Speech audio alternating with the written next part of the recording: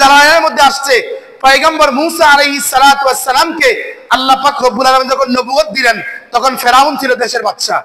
তখন ফেরাউন এই মুসার মোকাবেলা করার জন্য পুরো পৃথিবী থেকে যত বড় বড় জাদুঘর আছে সবগুলা জাদুঘর একত্রিত করছে, আর সব জাদুঘরকে বলছে, এ জাদুঘররা শোনো, এই মুসা জাদুবিদ্যার কাজ করে। কি বিদ্যার কাজ করে? মুসা জাদুবিদ্যার কাজ করে না, রসুলের রিসালাতের কাজ করে। রিসালাতের কাজ করে, আল্লাহর দ্বীন প্রতিষ্ঠা করতে চায়।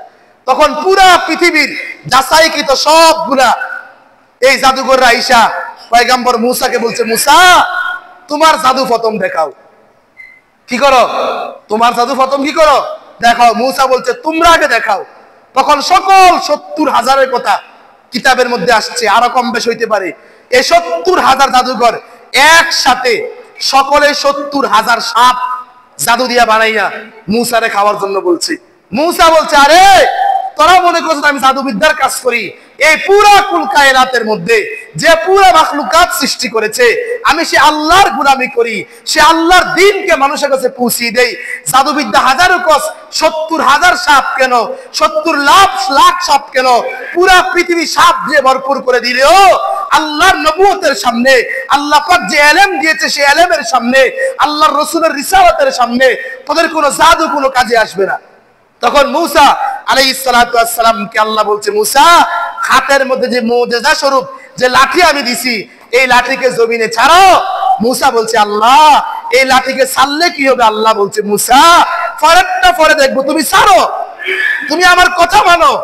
এরপরে পুরা কুল কায়নাতের মধ্যে তোমারে কেমনে সম্মানিত করতে হয়, পুরা দেশের বাদশা তোমারে কেমনে বানাইতে হয়, মুসা রে একটু পরেই টের পাবা। মুসা আলাইহিস সালাতু ওয়াস সালাম আল্লাহর কথা যখন লাঠি ছাড়ছে, এক সাপ হয়ে 70,000 সাপগুলোকে একসাথে গিলে ফেলছে। এরপরে 70,000 জাদুঘর মুসা আলাইহিস সালাতু ওয়াস সালামের সামনে আল্লাহ পাক রব্বুল আলামিনকে সিজদা দিয়ে আল্লাহর পয়গম্বর মুসার হাতে হাত দিয়া ইসলাম গ্রহণ করছে।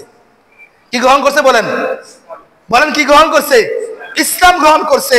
এই আয়াতের ব্যাখ্যায় তাফসীরে দালালে উল্লেখ করেছে 70,000 বেঈমান জাদুঘর, 70,000 বেঈমান কাফের কি জন্য ইসলাম গ্রহণ করলো?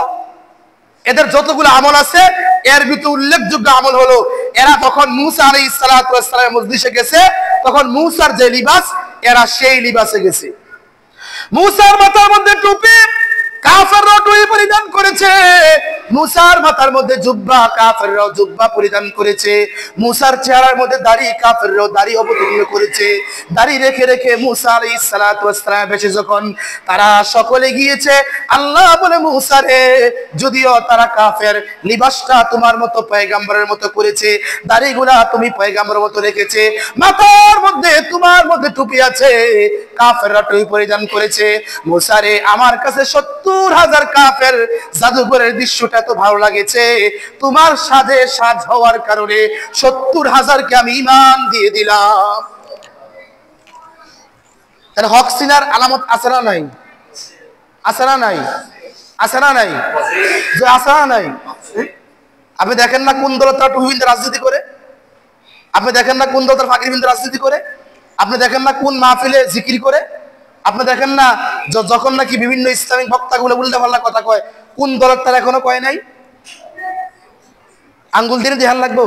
আপনি গেছেন আলেমদের কাছে? আপনার দল কয়জন আলেম আছে? আপনার দলে কয়জন টুপিওয়ালা আছে বলেন? আল্লাহ আমাদেরকে বুঝার মতো তৌফিক দান করুক। সকলে বলেন আমিন। দল